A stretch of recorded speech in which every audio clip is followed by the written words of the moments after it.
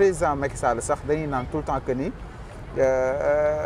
même Sonko ak Diomaye sax peut-être amuñu prérogative daal di koy toppee si dara donc ñu jàpp ni c'est daa aussi distraction ñu gis Maître Clédor am na ñu jàpp ni ak aussi Juan Branco ñu dugg si wàllu wu mel nii il faut ñu am ñu xool suñu xoolee suñu amee ay preuve peut-être ñu daal si toppee ki nga xam ne que moo di Macky Sall am aussi ñu jàpp ni moo di fi amoon yëpp duñ bàyyi Macky Sall dem ñi aussi nekk dans la protection de notre diplomatie sénégalaise comment on le comprendre par rapport ak rapatriement éventuel ak aussi la sortie de Juan Branco ak Maître Clédor sur le président l'ex-président. Oui, mais c'est une affaire tellement simple. Macky Sall a géré ce pays pendant 12 ans. Vous l'avez fait lolo. Okay. Il a géré ce pays pendant 12 ans. Macky Sall était le président de la République du Sénégal et il a eu 2 mandats. Durant ces 2 mandats-là, l'une est fi. Durant ces 2 mandats-là, l'une est fi. Vous l'avez fait lolo. Parce que souvent, l'une est fi, c'est sous sa magistrature. La ñuy gis ci ay manifestations ay nit ñàkk seen bakkan. On nous parle aujourd'hui des centaines de jeunes tués dans ces manifestations. Alors, dans la foulée aujourd'hui, on nous parle des ressources naturelles de ce pays. ñoo xamante ne ni ñu bëri dañoo jàpp ni que dañoo signé ay contrat ci ay yaamane dañoo signé ci ay contrat ci ay anam yu illégal. C'est ce qu'on appelle haute trahison. Ça aussi, vous l'avez fait. Moi, le président de la République, nekul lu yomb après bu wàccee nga mën ko topp nekul une mince affaire c'est-à-dire que yombul et aussi selon la législation bu am au Sénégal pour nga topp un président de la République nekul affaire bu yomb. Okay. Il faut que nga am ay preuves yu nécessaires. Okay. yu ko culpabiliser yu mën a tax nga topp ko ci wàllum yoon. On nous parle aujourd'hui de 2 délits majeurs. Soit il fait ce qu'on appelle de la haute trahison ou bien il fait ce qu'on appelle crime contre l'humanité. Okay. Maintenant tey ñu ngi wax ci ay topp Macky Sall kenn waxul bu ñu topp Macky Sall mais si toutefois il y a nécessaire de topp Macky Sall war nañu ko topp. mais enfin loolu non may ma égali foofu may ma jeexalee foofu parce que non on parle pas de diplomatie.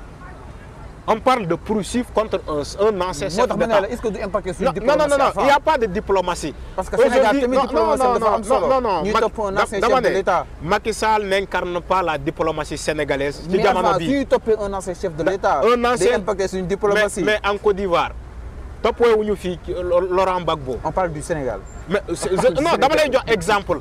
Dama lay jox ben exemple. On parle du Sénégal. Oui, dama lay jox ben exemple. Xam nga Sénégal dañuy né dañuy faral dañuy wax mais waxuñu mënul am attention ñaari kaddu yooyu ñaari baat yooyu bokkul dañuy faral di topp un président de la République après son exercice au Sénégal dañuy faral non attends mais duñu ne mais musuñu ne mënul nekk attention maintenant le cas de Macky Sall peut être un cas particulier le cas de Macky Sall peut être un cas particulier dans la mesure ni que Macky Sall non seulement yor na fi Sénégal pendant 12 ans ñuy gis ay scandale sur scandale au haut sommet de l'État scandale sur scandale au haut sommet de l'État.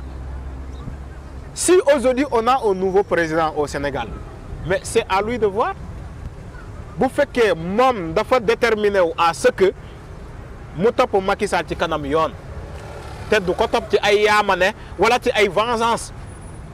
Mais vous faites réunir toutes les conditions et les preuves nécessaires pour nous mener top Macky Sall ci kanam yo nañ ko top quitte à ce que mu nek goulet ñu koy def au Sénégal quitte à ce que mu nek la première fois muy am au Sénégal mais il faut pas dire que musul am au Sénégal te ñu sukkandiko ci lolu musul nek légui dañuy nek bépp président bu ñew day né non musul nek le Sénégal n'est jamais prêt à qui quoi que ce soit. Sénégal musul pare ci dara bu fekkee da ngay ne non est-ce que on est prêt de toute façon on n'est jamais prêt sur qui quoi que ce soit même avec comment dire l'autorisation monétaire gis nga coow li ne fi cour ni naan non le Sénégal n'est pas prêt à une quelconque autosuffisance wala comment dire moom boppam ci wàllum comment dire mbirum xaalis mais waxuma ci ban côté ci ban domaine la Sénégal préparé wu. alors c'est clair. Le Sénégal n'est jamais prêt à quoi que ce soit. Donc tey bu ñu nee poursuivre un ancien chef d'État c'est pas une question d'être prêt ou pas c'est une question de preuve. On parle de preuve. On parle de preuve. Maître Clédor nee na di culpabiliser. mais avant am na sax ñuy taxé justement. xam nga maître Ciré Clédor Ly ak. comment dire dama ne avocats mais am na sax ñu leen di taxé de politique exactement. dama ne l'avocat maître Ciré Clédor Ly wala Juan Branco bi ñuy wax c'est des avocats. donc ñoom c'est des avocats. c'est-à-dire que avocat mbirum liggéey avocat ak un politicien bokkul. politicien mën na laa tuumal lii parce que da ngeen nekk ci la chaîne politique di tuumalante ne non diw moo def nii non diw moo def nangam mais loolu c'est de la politique loolu laalewul dara ak mbirum yoon. ma ñëw seen fàllu parce que dañu nekk di wax ci un cas bu sérieux dañu nekk di wax un cas bu sérieux parce que aujourd'hui on est en train de parler dire un objet de poursuite de l'ancien chef d'État Macky Sall.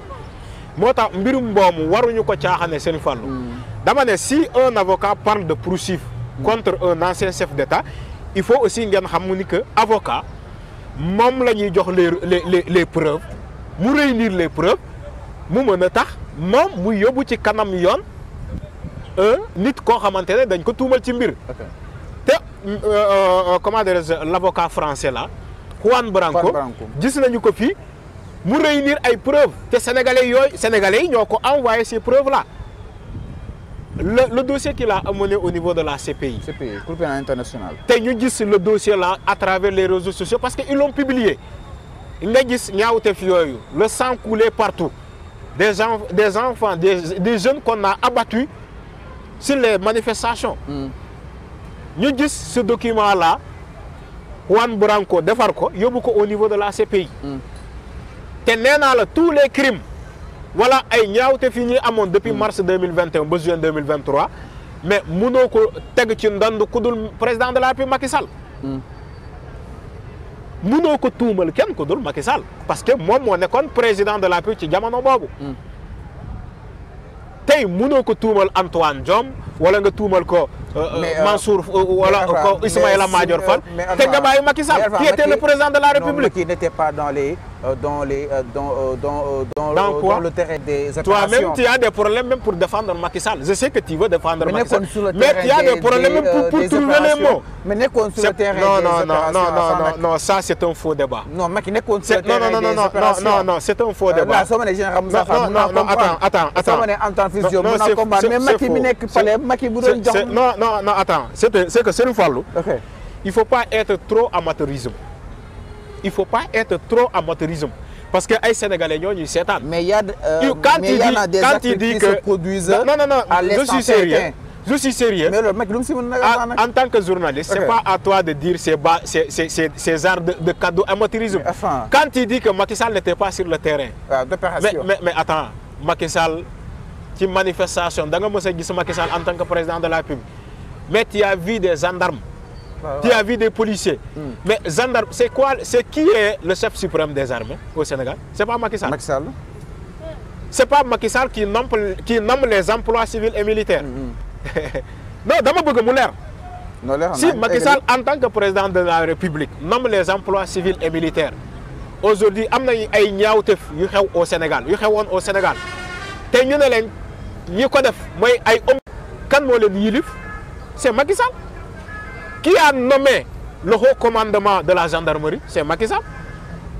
mënoo jël ces kaddu ces ñaawteef yooyu ngeen tuumal ko général Moussa Fall en ce sens que général Moussa Fall mënul def benn affaire bu neexul président de la République mais da koy wàccee kisaas. mais il y a des actions qui se produisent. les actions là dama lay wax action yooyu. action yooyu noonu. le gendarme qui était sur le terrain kan moo koy ordonné.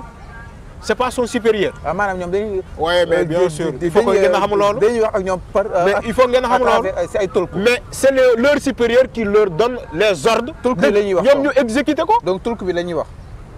dama ne parce que gis naa ñu ay tolku. dañu lay ne même l'ordre vient d'en haut. mais le gendarme avant d'ordonner balaa ñuy exécuter ñu ne gars yi gazé leen wala tiré leen les gaz de lacrymogène mais le commandant qui est sur le terrain, il reçoit des ordres en haut, il communique avec la hiérarchie. Des gaz, ils ont le droit de déclencher les gaz de lacrymogène, ou bien ils ont le droit de tirer des balles, sommation. Mais ils ont des ordres. Tu crois que le commandant qui est sur le terrain va prendre ses propres engagements de tirer sur la population sans l'aval de ses supérieurs? Mais Mounoul Am. Mais si un commandant qui est sur le terrain reçoit des ordres, voilà, il voit des menaces, mais d'alerte sa hiérarchie, son supérieur alerte aussi son supérieur, bon, aide le président de la République. Maintenant, le président de la République qui donne son aval à ce que nous exécutons. Mais bien sûr. Donc, Macky, non, Macky, Moussoul, parce que ça, dégg naa si Babacar Keïlo mu ne du ko bàyyi mu demee noonu. Mais loolu laa la wax. man yàgg naa ko wax. Mais comment ngeen bëgg a bàyyi Macky Sall mu dem ba pare ngeen vilipender le général Moussa Fall? su ma ko waxee nit ñi dinañ jàpp ni que peut-être man je suis en train de défendre général Moussa Fall, mais défendre ma général Moussa Fall. dama ne victime la si. général Moussa Fall même bu fekkee ordre yi ci moom la jógee, mais général Moussa Fall musul réeroo avec la présidence, le palais. Général Moussa Fall musul réeroo avec le palais de Macky Sall. Vous croyez qu'on peut avoir plus de 100 jeunes tués te boobu léegi wàccewuñu Moussa Fall? Mais imaginez, ayez aussi un degré d'intelligence. C'est donc su nekkoon si pays normal Moussa Fall. Su ñu nekkoon dans un pays normal Moussa Fall allait être radié. Mais yemuñu sax si radié, il allait être condamné. Il allait être condamné. Si un général est condamné pour des crimes, mais fan ngeen di bàyyi le président après son mandat? Fan ngeen di bàyyi le président après son mandat? Mais non, quand même, il ne faut pas comment dirais-je, avoir une justice à moitié. On ne peut pas avoir une justice à moitié. Les familles des victimes aujourd'hui réclament justice. Auprès de qui? Mais ils réclament justice auprès de son excellence, le président de la République qui est actuellement en exercice. Mais enfin, son excellence Bassirou Diomaye Faye. Mais le moo tax boobu ba tey Diomaye muy esquiver question amnistie bi étant d'autres enfin est-ce que amul ay discussion? Mais il n'a pas une majorité à l'Assemblée nationale. Ku amul majorité à l'Assemblée nationale lan lay waxee ci amnistie? Mais ba ñu nekkee opposant wax nañ que ñoom mosuñu d'accord d'ailleurs bañ nañu sa ba seen député yi voté wuñu pour la loi d'amnistie, ils ont voté contre cette loi d'amnistie. Maintenant, s'ils sont aujourd'hui au pouvoir, ils viennent à peine d'arriver au pouvoir. Ils n'ont pas une majorité au niveau de l'Assemblée nationale, mais ils ne peuvent pas évoquer la question de l'amnistie, de cette loi-là. En ce sens qu'ils n'ont pas une majorité à l'Assemblée nationale. C'est une fallo. Bon, à majorité à l'Assemblée nationale, nous avons un gain de cause. Sur cette loi d'amnistie, nous avons un gain de cause. C'est impossible. Parce que, en ce sens que nous votons une loi d'amnistie, nous avons une Assemblée nationale. Maintenant, vous voulez quoi? Bassirou Diomaye Faye, je sais qu'il va abroger cette loi d'amnistie, mais il y a une majorité à l'Assemblée nationale. Donc, il n'est pas en train d'esquiver cette question d'amnistie. Mais il joue avec le temps. Il joue avec le temps. Dañ ko ne loi wala yoon may na la sañ-sañ nga dissoudre cette Assemblée nationale, mais toutefois bu amee 2 ans. te boo xoolee le 12 septembre la Assemblée nationale 14e législature bi di am 12 ans de am 2 ans. Maintenant bu amee 2 ans c'est à lui de voir bu fekkee dafa jàpp la plénitude de dissoudre cette Assemblée nationale wala ou pas. Mais moom dafay soxla majorité à l'Assemblée nationale. daf koy soxla.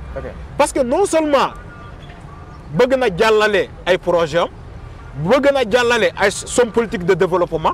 Et aussi dafay soxla jàllale ay yeneen article bu fekkee bëgg na def loolu yëpp, mais il faut que mu am coûte que coûte pour comment dirais-je majorité à l'Assemblée nationale. Maintenant bu amulee majorité à l'Assemblée nationale, l'Assemblée peut le bloquer dans certaines formes. mën na ko bloquer. Maintenant bu fekkee bëgguñu bloquer ko, il faut que mu am majorité te majorité boobu ça va passer par des élections législatives yu muy organiser. Je sais que dinañu egg ci moment boobu.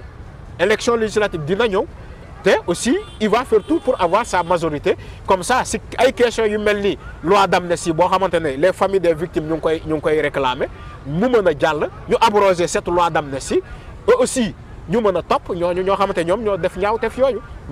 Parce que on a vu de catégories de sorte on a vu des nervis on a vu des policiers ñiy jàpp ay xale yu ndaw di leen servir comme bouclier ay xale yu jógee école ñu jël xale yi di leen dóor ay nervis ay nit yi taxaw fii témoigner ni que nervis yooyu ñoom gis nañu seen oto fu mu bàyyeekoo fu mu déparé ci ay sièges.